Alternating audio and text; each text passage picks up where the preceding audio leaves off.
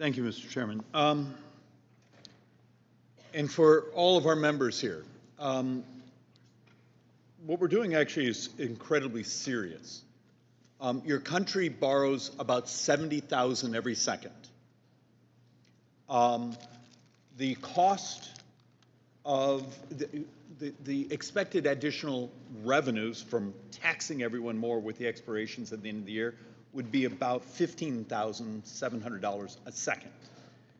The scale of these numbers are terrifying. But as you'll notice when you hear the left and then the right going back and forth, we seem to cherry pick comments over and over that mathematically don't actually walk through the complexity.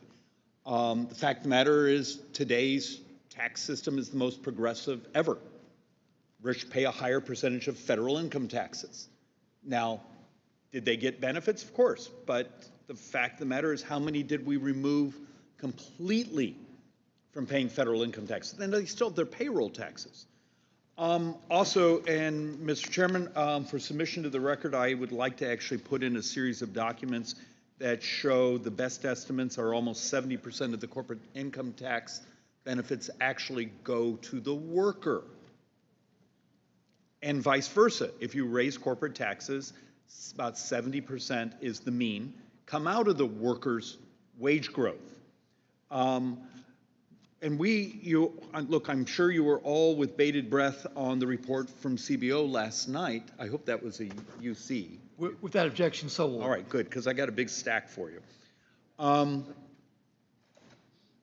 many of you saw the CBO report that came out yesterday basically saying in 8 years or so, the United States has more deaths than births? This is more than just what we're going to extend in the expiring tax policies. The fact of the matter is the world we're dealing with today is different than those of us who worked on TCJA in 2017. A couple other things I sort of want to walk through. We have the reports, and it's been supplemented a couple times, CBO, but it's all very, very recent, that shows we maximize GDP growth and wage growth if we offset most of these tax extensions, because you don't bleed out the capital stack that's required, so you actually have lendable, borrowable money for your businesses. Well, that makes the world difficult. But a couple other things I do want to walk through here on both CBO and Tax Foundation charts, and this will also be submitted for the record, basically showing that if we had done the expensing, the series of research and development expensing, capital expensing, it actually has much less costs and actually equal to or greater than economic velocity than we did in the industrial policy of what was done with the IRA and the CHIPS Act, because it has a better distribution. Those dollars actually ultimately go where it maximizes investment velocity.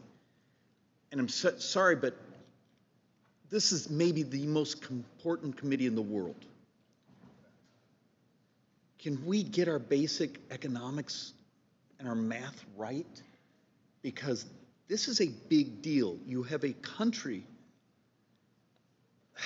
Mr. Chairman, that is now facing a movement around the world where government debt is up almost a full point since where we were in December. If we go to a 5 handle on U.S. sovereign debt over the next 10 years, that's almost $9 trillion additional borrowing to just pay for that. How does this committee produce policy that says we're not going to raise taxes on working people?